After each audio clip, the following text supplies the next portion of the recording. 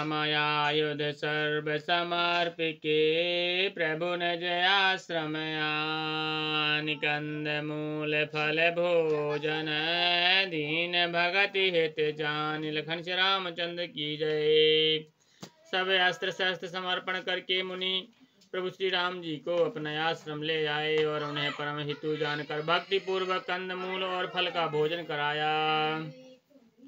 प्रातः कहा मुनि सन रघुराई निर्भय यज्ञ करहो तुम जाई। होम करन लागे मुनि झारी आप रहे मख की रखबारी। सभी ऋषि रघुनाथ जी ने मुनि से कहा आप जाकर निडर होकर यज्ञ कीजिए। यह सुनकर सब मुनि हवन करने लगे। आप श्री रामचंद्र जी यज्ञ की रखवारी पर रहे। सुन मारीच निशाचर क्रोही ले सहाय धावा मुनि द्रोही। बिनु फर बान राम तहि मारा सत जो जन गा सागर पारा। यह समाचार सुनकर मुनियों का शत्रु क्रोधी राक्षस मारीच अपने सहायकों को लेकर दौड़ा। श्री रामचंद्र जी ने बिना फल वाला बाण उसको मारा जिससे वह 100 योजन के विस्तार वाले समुद्र के पार जा गिरा। पावक सरस बाहु पुनि मारा अनुज निशाचर कटुक संहारा। मारी असुर ध्वज निर्भयकारी अस्तुत करहि देव मुनि झारी। फिर सुबाहु को अग्निबाण मारा। इधर छोटे भाई लक्ष्मण जी ने राक्षसों की सेना का संहार कर डाला। इस प्रकार श्री रामचंद्र जी ने राक्षसों को मारकर ब्राह्मणों को निर्भय कर दिया।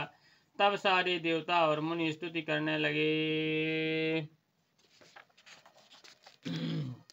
तह पुनि कछुक दिवस रघुराया रहे कीन विप्रन पर दाया। भगति हेतु बहु कथा पुराना कहे विप्र यद्यपि प्रभु जाना। श्री रघुनाथ जी ने वहाँ कुछ दिन और रहकर ब्राह्मणों पर दया की। भक्ति के कारण ब्राह्मणों ने उन्हें पुराण की बहुत सी कथाएं सुनाई। यद्यपि भगवान सब जानते थे। तब मुनि सादर कहा बुझाई चरित के प्रभु देख जाई। धनुष जाग्ञ सुने रघुकुल नाथा हरस चले मुनि बर की साथा।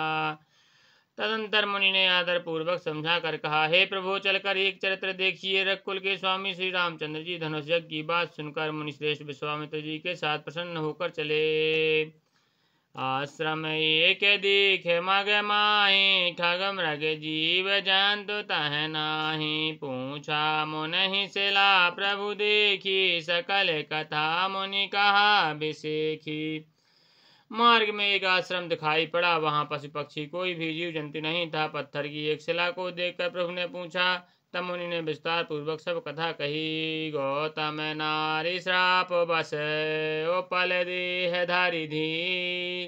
चरण कमल रज चाहती कृपा करो रघुवीर। लखन श्री रामचंद्र की जय। गौतम मुनि की स्त्री अहिल्या शाप बस पत्थर की देह धारण किए बड़े धीरज से आपके चरण कमलों की धूल चाहती है। हे रघुवीर इस पर कृपा कीजिए। पर सत पद पावन सूक न सावन प्रगट भई तप पुंज सही देखत रघुनायक जन सुखदायक सन्मुख होई कर जोर रही।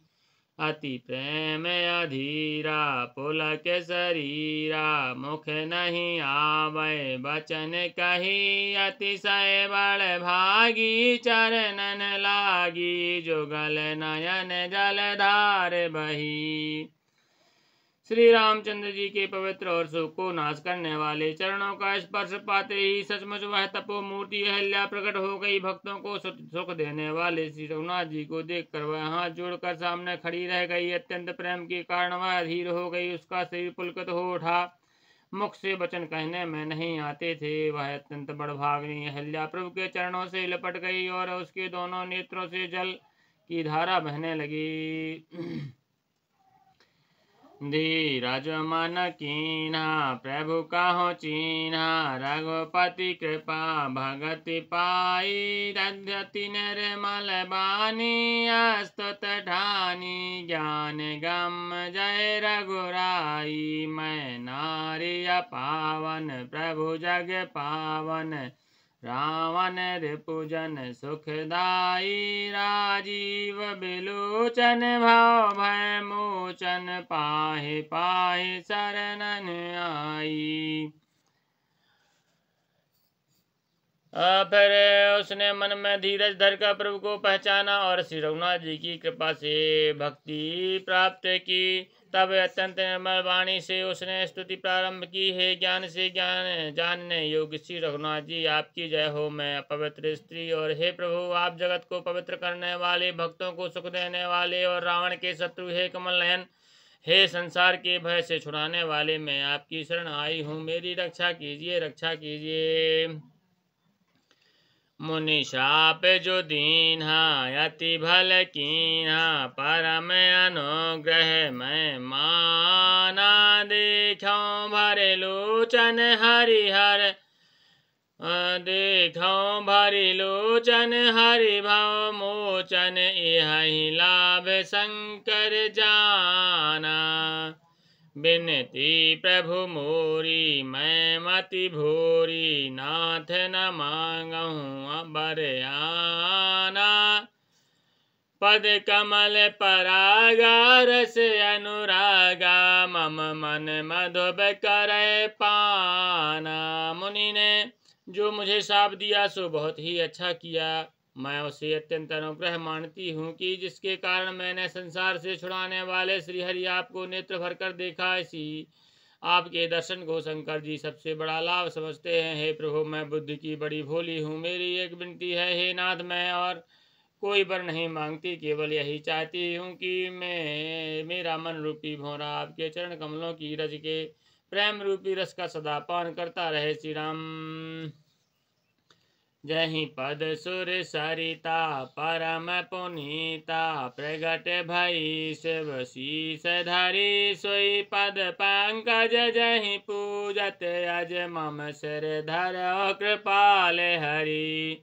यही भांति सिधारी गौतम नारी, बार बार हरि चरण परी। जो अति मन भावा सो बर पावा, गए पति लोक आनंद भरी।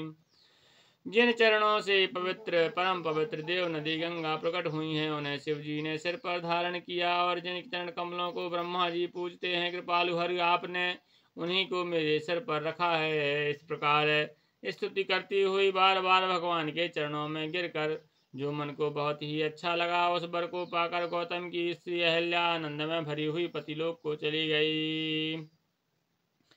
अस प्रभु दीन बांधो हरे, कारण रहत दयाल। तुलसीदास सठ तहि भजो, छाड़ी कपट जंजाल। लखन श्री रामचंद्र की जय, उमापति महादेव की जय, पवन सुत हनुमान की जय, गोसाई तुलसीदास की जय, बल वैष्णव संतन की जय।